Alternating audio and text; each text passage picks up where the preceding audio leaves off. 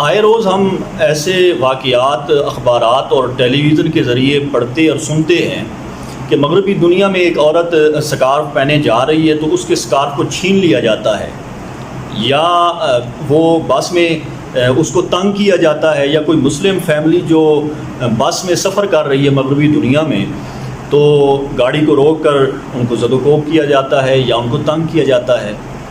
آخر وجہ کیا ہے؟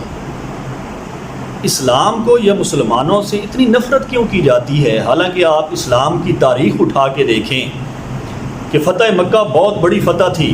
ہمارے پیارے نبی صلی اللہ علیہ وآلہ وسلم نے اس موقع پر اپنے سب سے بڑے دشمنوں کو یہ کہہ کر کہ لا تثریب علیکم الیوم، جاؤ آج کے دن تم سے کوئی بدلہ نہیں لیا جائے گا، معاف کر دیا، اور دنیا کو یہ دکھایا کہ اسلام ایک پرامن دین ہے۔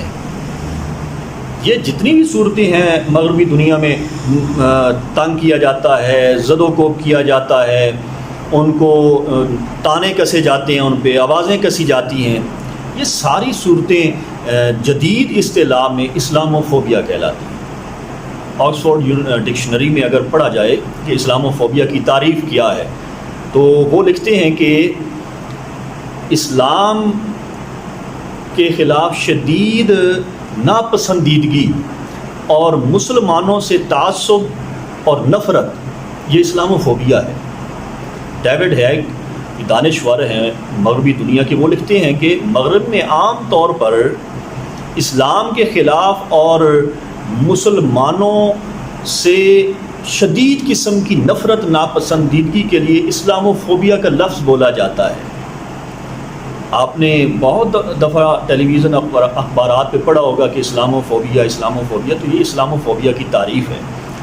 اب کوئی بھی ایک چیز ہوتی ہے نا، اس کے پیچھے ایک سوچ ہوتی ہے، ایک فکر ہوتی ہے، ایک نظریہ ہوتا ہے۔ آخر وہ کون سے اسباب ہیں کہ جس کی وجہ سے اسلاموفوبیا میں اضافہ ہو رہا ہے؟ ہمیں ان اسباب کو دیکھنا سمجھنا ہوگا۔ جو سب سے بڑا پہلا اور بنیادی سبب ہے وہ ہے اسلام کے متعلق غلط فہمی اور لا علمی۔ سب سے بڑا بنیادی اور سبب ہے کہ لوگوں کو اسلام کے متعلق غلط فہمیاں پھیلائی جاتی ہیں لوگوں میں، خاص کر مغربی دنیا میں، سوشل میڈیا کے ذریعے، پرنٹ میڈیا کے ذریعے، الیکٹرانک میڈیا کے ذریعے۔ یہاں سے میں چھوٹی سی مثال پیش کرتا ہوں۔ پاکستان کے سابق سفیر ہیں عاقل ندیم، انہوں نے اپنے آرٹیکل میں لکھا کہ امریکیوں کی اکثریت نہ تو مسلمانوں کے بارے میں کچھ جانتے ہیں، نہ اسلام کے بارے میں وہ جانتے ہیں۔ 40% ایسے امریکن ہیں جو مسلمانوں سے ملے ہیں یا انہوں نے اسلام کے متعلق کچھ تھوڑا بہت پڑھا ہے۔ 60-70% تعداد امریکن کی وہ ہے جو نہ تو کبھی مسلمانوں سے ملے ہیں نہ اسلام کو پڑھا ہے۔ لا علمی اور غلط فہمی اسلام کے بارے میں یہ اسلاموفوبیا میں اضافے کا ایک بہت بڑا سبب ہے۔ دوسرا بڑا سبب ہے مسلمانوں کی بڑھتی ہوئی آبادی۔ مغربی طاقتیں جو ہیں وہ اس بات سے بہت زیادہ خوف زدہ ہیں کہ پوری دنیا میں اسلام بڑی تیزی کے ساتھ پھیل رہا ہے، اور وہ یہ اندازہ لگا رہے ہیں کہ ایک وقت آئے گا کہ اسلام دنیا کا سب سے بڑا مذہب بن جائے گا۔ فی الحال تو عیسائیت جو ہے وہ سب سے بڑا مذہب ہے، وہ خطرہ سمجھ رہے ہیں اسلام کو، جس طرح سے یہ پھیل رہا ہے پوری دنیا میں۔ تو ایک وقت آئے گا اسلام پوری دنیا کا سب سے بڑا مذہب بن جائے گا۔ یہاں پر بھی یہ میں چھوٹی سی بات کرتا ہوں۔ فرانس کے سیاسی پارٹی کے ایک لیڈر ہیں، لی پین ان کا نام ہے، انہوں نے کہا کہ ایک وقت آئے گا یورپ نہیں رہے گا بلکہ اسلامی جمہوریہ میں تبدیل ہو جائے گا۔ اگر ہم نے اپنی تہذیب کی حفاظت نہیں کی تو خطہ زمین پر ہماری تہذیب بالکل ختم ہو جائے گی، غائب ہو جائے گی۔ تو یہاں سے آپ اندازہ لگائیں کہ مغربی طاقتیں کس قدر خوف زدہ ہیں کہ اسلام کتنی تیزی کے ساتھ پھیل رہا ہے۔ تیسرا سبب پولیٹیکل اسلام، سیاسی اسلام۔ جتنے بھی مغربی ممالک ہیں وہ پولیٹیکل اسلام کو اپنے اقتدار کے لیے خطرہ سمجھتے ہیں۔ یہ بھی اسلاموفوبیا کا ایک بہت بڑا سبب ہے جو تیزی سے اضافہ ہو رہا ہے اسلاموفوبیا میں۔ یہاں پہ میں ایک چھوٹی سی بات کرتا ہوں کہ سوئٹزرلینڈ تقریباً 75 سے 90 لاکھ ٹوٹل آبادی ہے، اور وہاں پہ 4 سے 5 لاکھ مسلمان بستے ہیں۔ 150 مساجد ہیں سوئٹزرلینڈ میں، کچھ زیر تعمیر ہیں۔